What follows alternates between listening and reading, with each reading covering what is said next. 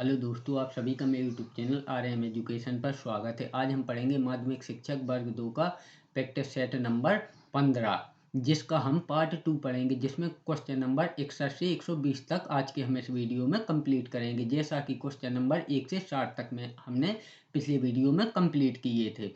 और यह भाग व मुख्य विषय विज्ञान का, जिसमें 120 क्वेश्चन आने हैं। तो 60 क्वेश्चन मैंने कल कंप्लीट करवाए थे और 60 आज कंप्लीट करेंगे। तो चलिए, अगर यह वीडियो आपको पसंद आता हो तो वीडियो को लाइक करें और चैनल को सब्सक्राइब करें प्रतिदिन ऐसे ही नए नए प्रैक्टिस सेट पाने के लिए और साथ में PDF पाने के लिए। तो चलिए, आज का हमारा वीडियो स्टार्ट करते हैं।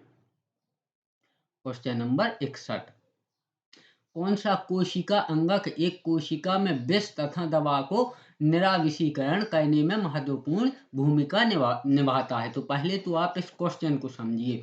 यानी कोशिका का कौन सा अंगक यानी कि अंग, जैसे विष है, विष यानी कि जहर, तथा दवा, दवा को निष्विषीकरण करने में महत्वपूर्ण भूमिका निभाता है। निर्विषीकरण यानी कि उससे जहर हटा देता है। तो वह करता है चिकनी अंतर्द्रव्यी जालिका। जो कोशिका में चिकनी अंतर्द्रव्यी जालिका होती है, वह यह कार्य करती है। यानी कि विष से भी ये जहर हटा देती है।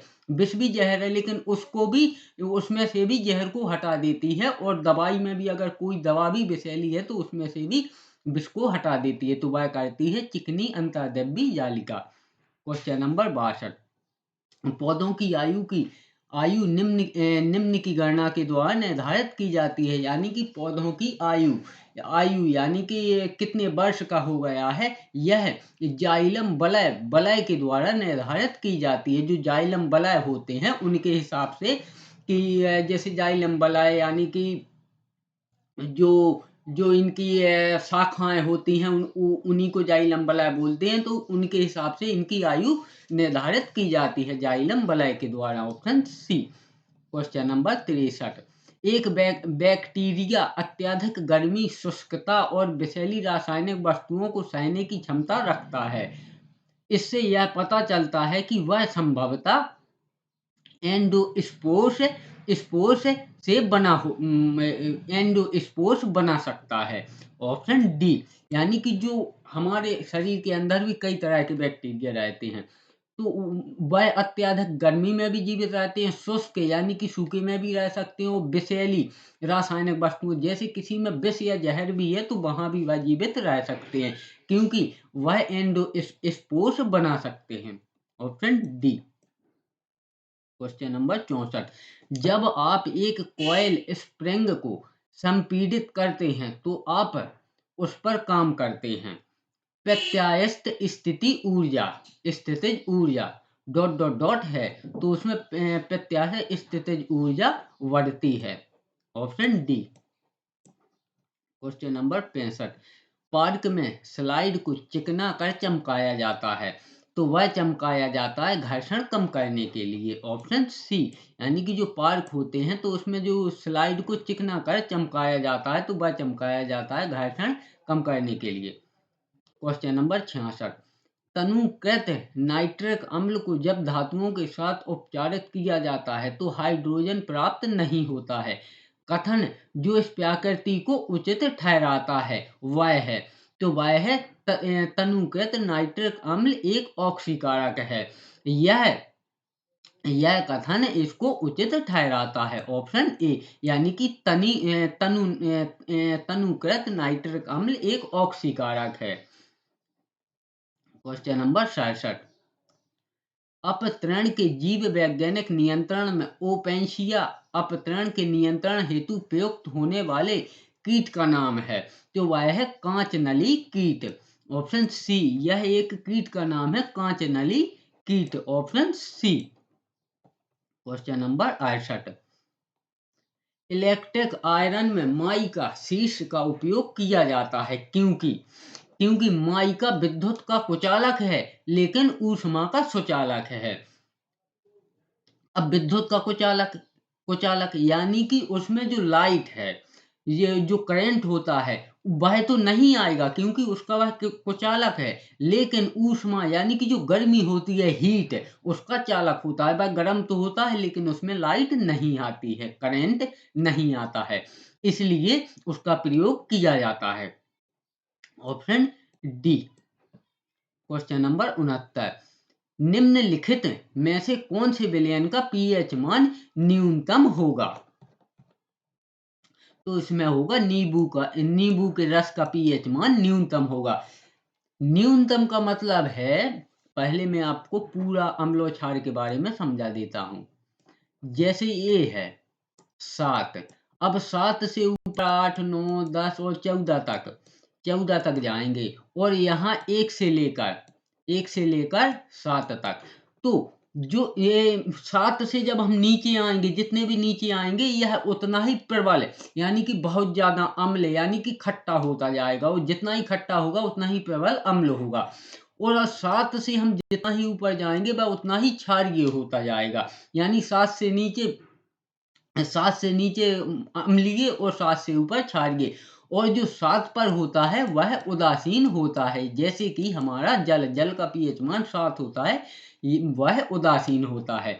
तो यहाँ क्वेश्चन में पूछा है कि निम्नलिखित में से कौन से विलयन का पीएच मान न्यूनतम यानी कि कम होगा, यानी कि 7 से कम होगा। 7 से कम होगा तो नींबू के रस का न्यूनतम मान सबसे कम होता है, इसका 2.3 या 2 होता है, यानी बहुत ज्यादा खट्टा होता है। तो नींबू के रस का पीएच मान सबसे न्यूनतम यहाँ पर जो दिया गया है सबसे न्यूनतम है। क्वेश्चन नंबर 70, परमाणु संख्या ... वाला तत्व क्षारीय ऑक्साइड बनाएगा। तो परमाणु संख्या 11 वाला तत्व क्षारीय ऑक्साइड बनाएगा। Option D. क्वेश्चन नंबर 71, उर्वरकों के बारे में कहे गए कथनों में से एक गलत है, उसे पहचानिए। वे मृत पौधों व पशुओं के अपघटन से निर्मित हो सकती है। तो उर्वरक नहीं हो सकते हैं, क्योंकि वह तो कंपोस्ट खाद तो हो सकते हैं, उर्वरक नहीं हो सकते हैं, तो यही कथन इसमें गलत है। चलिए आगे के देखते हैं। कथन बी, वे एनपी जैसे के पोषकों से समृद्ध होते हैं। बिल्कुल होते हैं, क्योंकि आप कभी भी देखना उर्वरक जो यूरिया हुआ, अपनी डीएपी हुई, तो उसमें नाइट्रोजन और पोटेशियम, इन सभी की मात्रा होती है, तो यह तो सत्य है। वे कारखानों में उत्पादित किए जाते हैं। बिल्कुल सही है, क्योंकि यूरिया डीएपी सब कारखानों में बनते हैं। वे मुख्य रूप से प्राकृतिक में अकार्बनिक होते हैं, यह भी सही है। क्वेश्चन नंबर 72, निम्न पदार्थों को आकर्षण के अंतर आणविक बल के बढ़ते क्रम में व्यवस्थित कीजिए। तो पहले जैसे ये है, ये ऊपर दिए गए हैं, तो इनको अपन को जैसे कि ये किसी का अणु आणविक बल है, तो उसके जैसे किसी का 5 है, फिर 10 है, फिर 6 है, सॉरी जैसे 5 है, फिर 6 है, फिर 7 है, या 5 से ज्यादा 10 है, 15 है, इस प्रकार से, यानी बढ़ते क्रम में। तो सबसे पहले ब्यूटेन का होता है आणविक बल ज्यादा, फिर उसके बाद एल्कोहल का होता है, उसके बाद जल का होता है, और सबसे बाद में सबसे ज्यादा होता है पैराफिन मोम का। तो ऑप्शन वी इसका राइट आंसर है। क्वेश्चन नंबर 73, समतल दर्पण के समक्ष खड़े होने पर जब आप अपना दायां हाथ हिलाते हैं, आपका प्रतिबिंब कौन सा हाथ हिलाता है? तो जब हम आप इसका प्रैक्टिकल भी कर सकते हैं। जब हम शीशे के सामने खड़े होके अगर अपना दायां हाथ हिलाएंगे, तो हमें शीशे में ऐसे लगेगा जैसे हम अपना बायां हाथ हिला रहे हैं, जबकि हिला रहे हैं दायां, क्योंकि बिल्कुल सामने सामने प्रतिबिंब बनता है, तो हमारा दायां बायां हो जाता है और बायां दायां हो जाता है। तो अगर हम दायां हिलाएंगे तो शीशे में दिखेगा हमें जैसे बायां हाथ हिला रहे हैं, अगर बायां हिलाएंगे तो शीशे में दिखेगा जैसे दायां हाथ हिला रहे हैं। Option D. क्वेश्चन नंबर 74, बगीचे के पौधों की जड़ों के आसपास की मृदा अधिक ढीली होनी जरूरी है। इसके लिए हम मृदा में वायु भरने के लिए, मतलब उसमें पूछा गया है कि लिए तो मृदा में वायु भरने के लिए ढीला होना चाहिए। Option D. क्वेश्चन नंबर 75, गैसों तथा नमी का मार्ग पत्तियों तथा तनों कहलाने वाले छिद्रों के द्वारा नियंत्रित होता है? तो वह होता है रंध्र। ऑप्शन ए, यानी कि गैसों, जो पेड़ पौधों के पत्ते होते हैं, आप उनको देखोगे तो उनमें छोटे छोटे से रंध्र होते हैं, तो उन्हीं रंध्रों के द्वारा उन्हें छिद्र भी कहते हैं और रंध्र भी कहते हैं। तो उन्हीं से गैसें अंदर जाती हैं, पेड़ भी सांस लेते हैं तो अंदर जाती हैं और बाहर निकलती हैं, और नमी नमी नमी को भी उन्हीं के द्वारा वह सोखती हैं, और जब बाष्पोत्सर्जन होता है तो वह भी उन्हीं छिद्रों के द्वारा होता है। तो ऑप्शन ए, रंध्र। क्वेश्चन नंबर 76, निम्नलिखित में से कौन ग्रीन हाउस गैस नहीं है? तो ओजोन, यह एक ग्रीन हाउस गैस है। कार्बन डाइऑक्साइड, यह भी एक ग्रीन हाउस गैस है, लेकिन ऑक्सीजन ग्रीन हाउस गैस नहीं है। ऑप्शन सी, बाकी मीथेन भी एक ग्रीन हाउस गैस है। क्वेश्चन नंबर 77, निम्नलिखित उपकरण में से किसका उपयोग पेट्रोल तथा जल के मिश्रण को अलग करने के लिए किया जा सकता है? तो इसके लिए किया जा सकता है पृथक्कारी कीप का। ऑप्शन सी, पृथक्कारी कीप का। क्वेश्चन नंबर 78, प्रकृति में एक मुक्त मुक्त तत्व के रूप में कभी नहीं पाया जाता है? तो वह नहीं पाया जाता है सी ए। Option C. और ये क्यों नहीं पाया जाता है सी ए? सी ए का मतलब है कि कैल्शियम, क्योंकि यह बहुत ही क्रियाशील पदार्थ होता है। अगर हम कैल्शियम को खुली हवा में रख दें, सॉरी,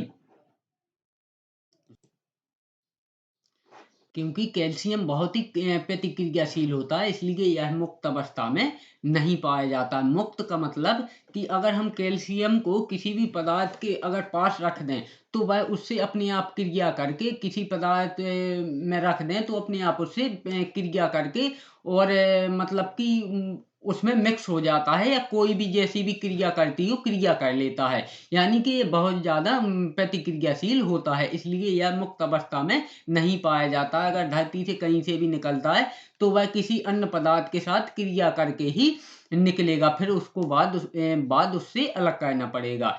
तो यह कभी भी मुक्त अवस्था में नहीं पाया जाता है। और कैल्शियम और सोडियम और पोटेशियम, इनको भी आप याद रखें, यह भी बहुत क्रियाशील तत्व होते हैं। जिस प्रकार से कैल्शियम है, यानी कि कैल्शियम, सोडियम, पोटेशियम और मैग्नीशियम, इन चारों को आप याद रखें।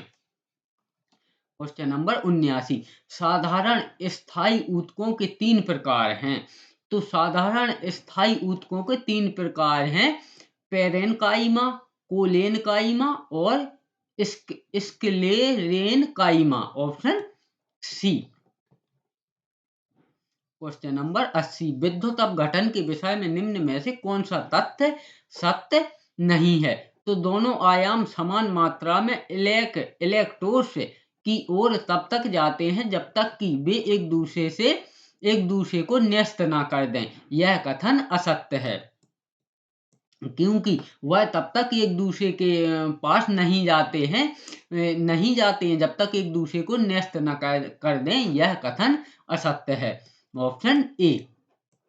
बाकी ऑप्शन बी, धनायन ऋणात्मक इलेक्ट्रोड की ओर जाते हैं तथा ऋणात्मक धनात्मक इलेक्ट्रोड की ओर जाते हैं। यह तो बिल्कुल सही है, क्योंकि धनात्मक ऋणात्मक की तरह जाएगा और ऋणात्मक धनात्मक की तरह।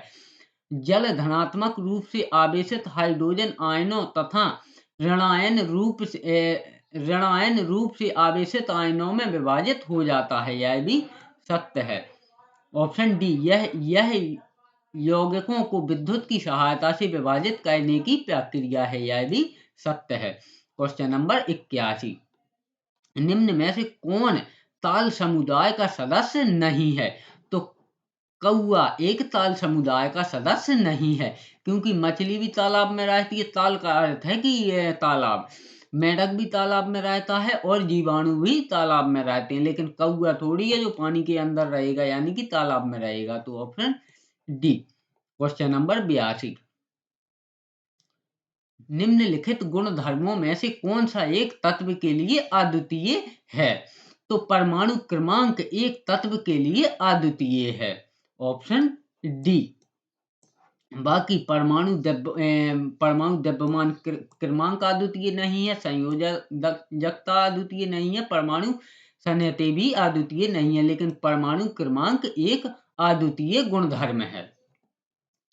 क्वेश्चन नंबर 83, धनात्मक त्वरण का अर्थ है, तो धनात्मक त्वरण का अर्थ है वस्तु के वेग बढ़ जाता है। ऑप्शन डी, धनात्मक त्वरण का अर्थ है कि वस्तु का वेग बढ़ जाता है। Option D. Question number 84, 5.5 kilowatt घंटा बराबर, तो 5.5 किलोवाट घंटा बराबर होता है 19.8 गुणे 10 की घाते 6। Option B. आप इसे इस प्रकार भी लिख सकते हैं, 19.8 गुणे 10 की घाते 6।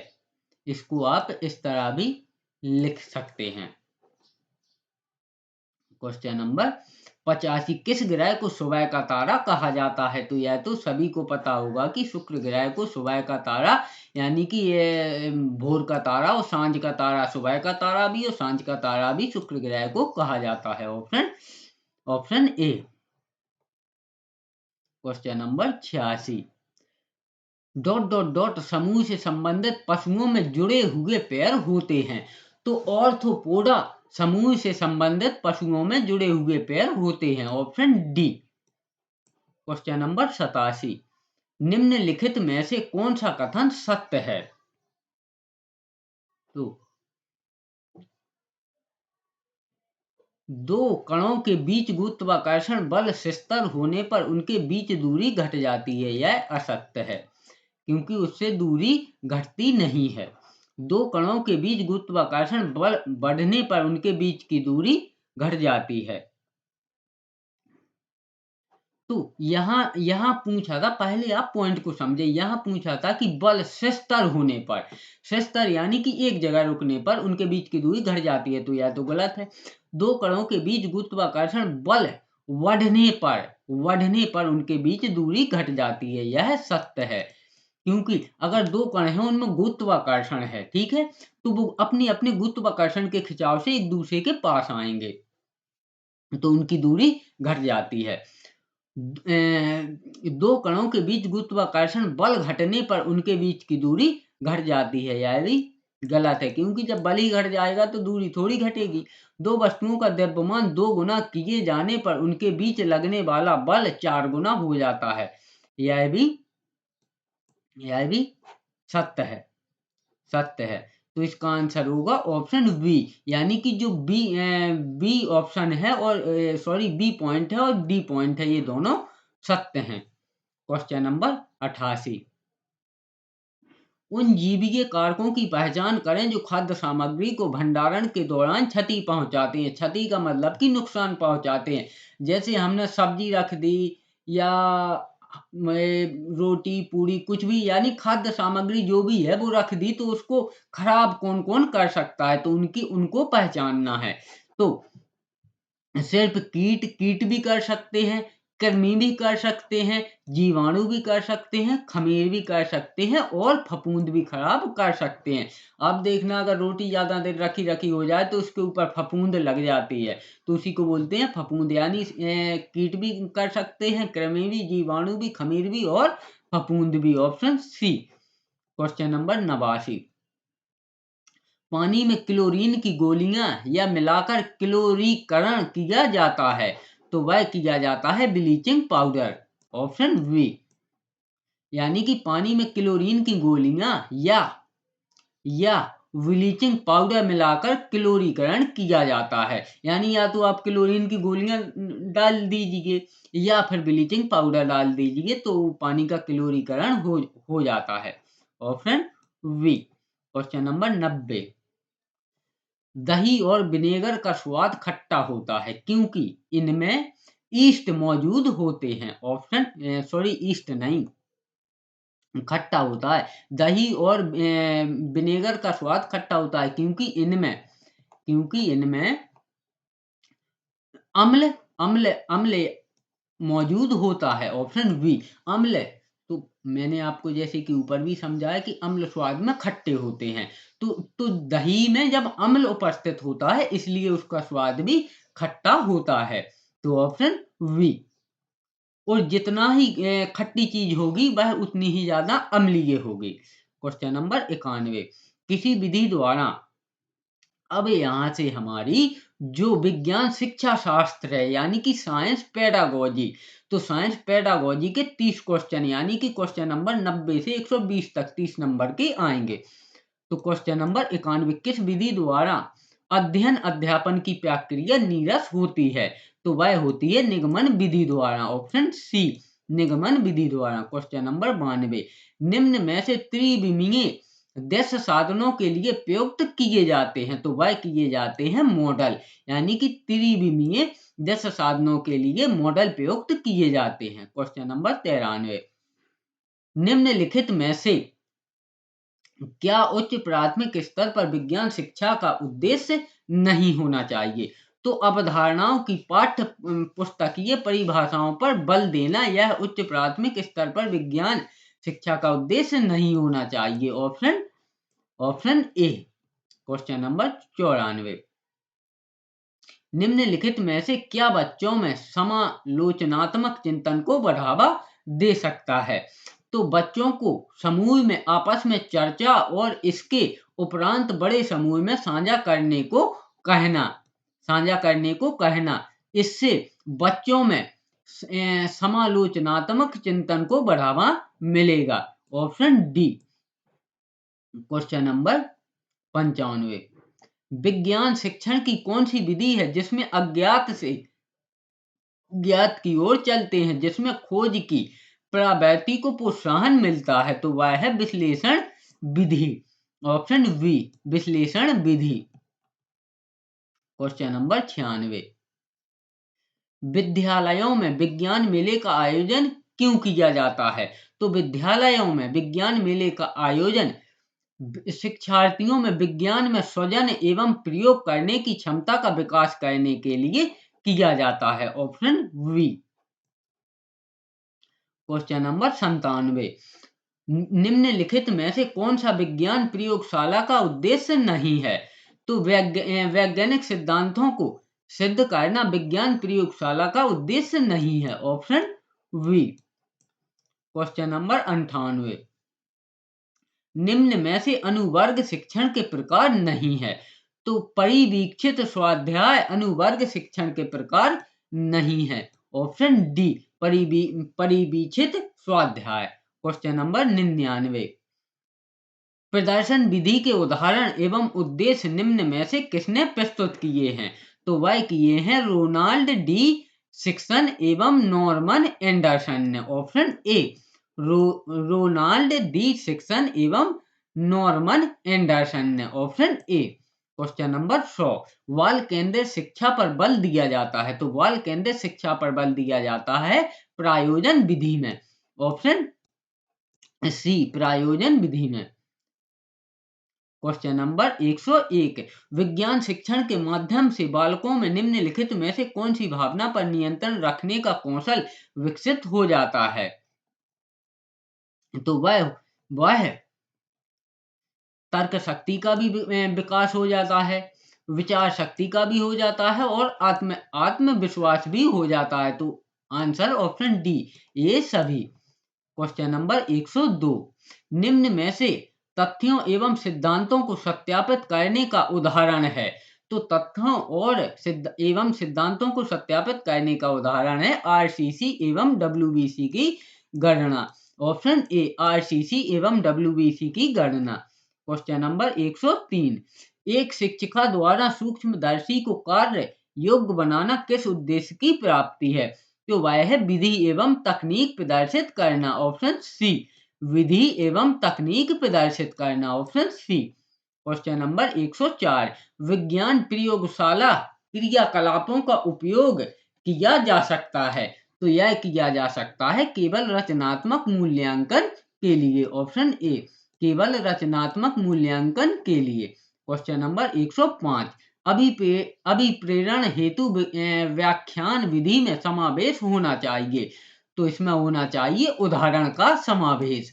ऑप्शन सी उदाहरण का समावेश। Option C. क्वेश्चन नंबर 106, एक शिक्षक कक्षा का आरंभ एक दिए गए भोजन के नमूने में मंड का रासायनिक परीक्षण का प्रदर्शन करके करता है। उपरोक्त कथन में रेखांकित शब्द से संबंधित संज्ञानात्मक प्रक्रिया है, तो वह है अनुप्रयोग करना। ऑप्शन डी, अनुप्रयोग करना। थोड़ी यहाँ ये ऑप्शन हो जाते हैं टाइपिंग में मिस्टेक, तो उसके लिए माफी चाहता हूँ, आप लोग इतना ध्यान दें। अनुप्रयोग करना, ऑप्शन डी। क्वेश्चन नंबर 107, निम्नलिखित में से कौन सी गतिविधि